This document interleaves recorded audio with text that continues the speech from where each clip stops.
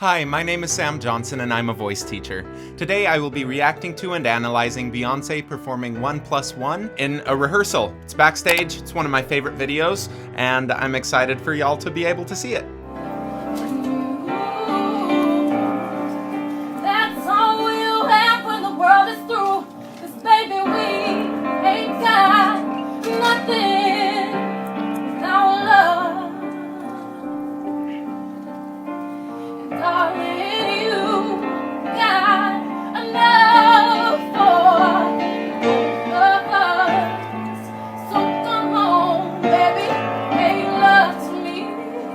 The thing that I'm most blown away with, her dynamics are incredible. Like, just backstage, so she's not mic'd up. We're not getting any sort of amplification from technology. It's all just what she's doing with her voice. And it's these beautiful lines where it's never the same volume for like more than a second at a time. It's always moving and changing, and I think having flexible dynamics like that is a real skill. A lot of people look for that in exercises called messa di voce, which is a classical kind of technique where you start on one note with one volume, and then you grow.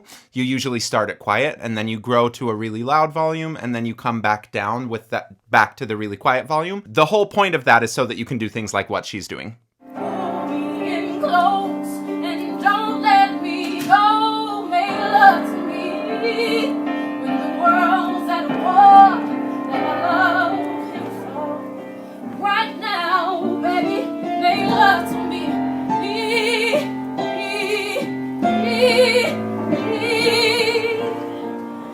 I also love how she's not doing everything exactly how she would for the album. She's taking liberties with some of her phrasing, which is really cool. She's listening to the piano player is listening to her, and they're just like, there are some parts where I'm so familiar with the album version that I'm like, oh, it's gonna go here, and then it just like changes a little bit, or she'll like elongate one little bit or shorten a different part, but it doesn't mess up her arrivals. And I think that that's the key, is as long as you know where you're going and you don't get knocked out of the entire structure of the song, you have liberty to kind of play and to emote in this way. Also, they have the same keyboard I have. That makes me feel cool. I don't know much about guns, but I've been shot by you. Hey, and I don't know when I'm gonna die, but I hope that I'm gonna die by you. Hey, and I don't know much about fighting, but I know I will fight for you. I do wish we could have seen her face when she was going up to that much. So the first time, when she's flipping, she's going up to that D, and then when she goes to I don't know much, she goes up to the E. So it's a higher note, but she does it in a totally different way. The first one, she releases. The oo vowel really helps to get that release. You versus much, where there's a little bit of that hold on sound. I would love to see her face just because I want to see what kind of vowel we can see with it. I'm perceiving it more like a M, though. It doesn't sound like she's going, I don't know much, and distorting the vowel. It actually sounds like she's modifying it closer to that oo. I don't know much. But on top of that, she adds all of that distortion. This whole section, she's just making it super gravelly. I think that the way that she growls is really healthy, but she doesn't do it every single note, right? She'll only do it like a few times in a song, and then she'll spread out when she does it. Hey, just when I ball up my fist, I realize that I'm laying right next to you, baby.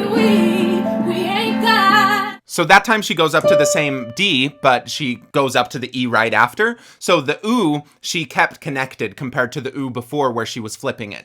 And that's just like an internal sense of, do you want to flip it or do you want to hold on? Do you want it to be a lighter, more released sound? Because it does change the sound quality when you go into that flip. Or do you want to have that heavier sound? And when you're as good of a singer as she is, I don't think you're thinking, okay, I got to hold on. I have to do this with my body. I have to do this or whatever. You just know what you want it to sound like. The first one, she wanted it to be a weaker sound. This one, she wanted it to be stronger because it's part of that phrase.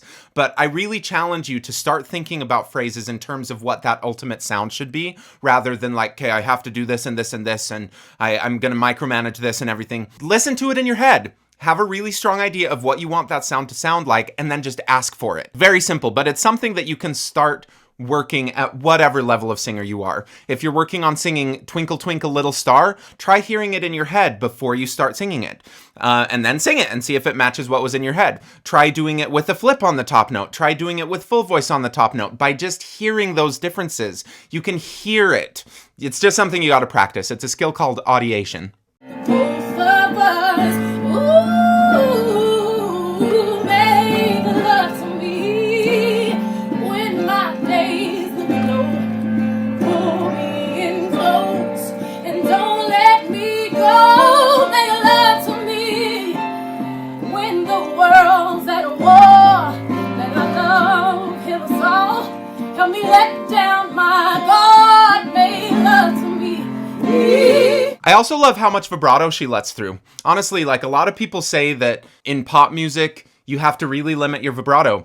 It's just like not totally true. There are other things that make you sound more classical. She uses vibrato on almost every note, and she's like one of the queens of pop music, right? Some people might not prefer it, but you can't say that like just blanket statement, you can't use vibrato when you're singing pop music.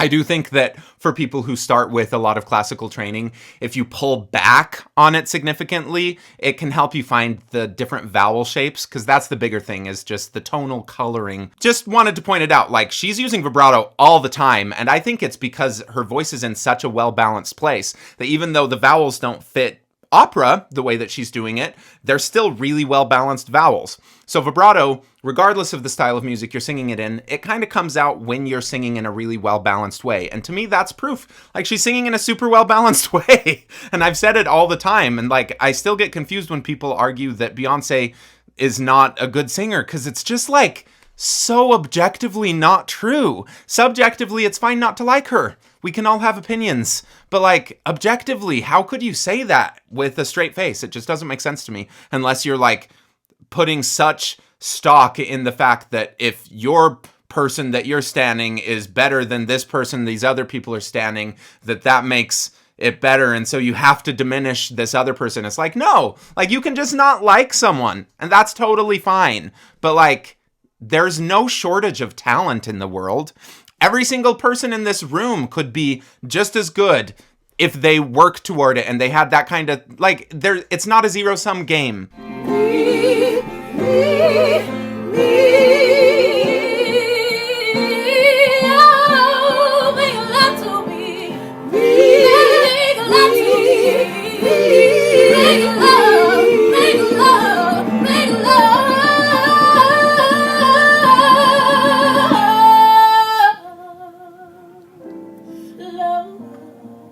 It takes a lot of skill to go from that really loud, beltier place into that small sound on the same phrase. It just takes a lot of skill. It's hard to do. Whenever I work on messa di voce kind of things with my students, I always preface it with like, this is hard.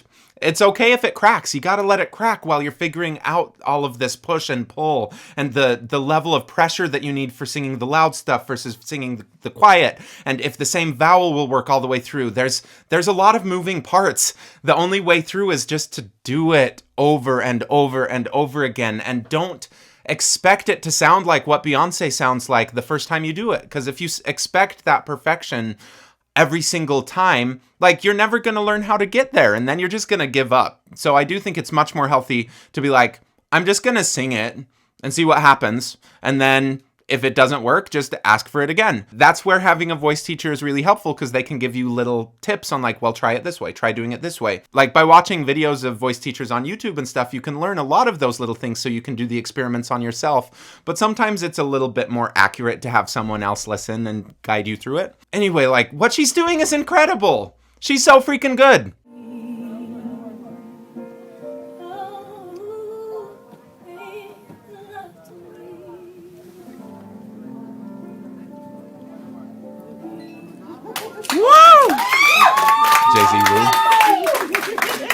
Yes, ma'am. Yes, ma'am. Oh man.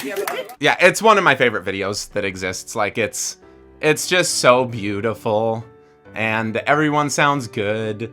The background singers sound so lovely together. Everyone's listening really, really well to each other. Beyoncé is just incredibly skilled. Like, I love it. I think it's fantastic. There's not much else to say other than that.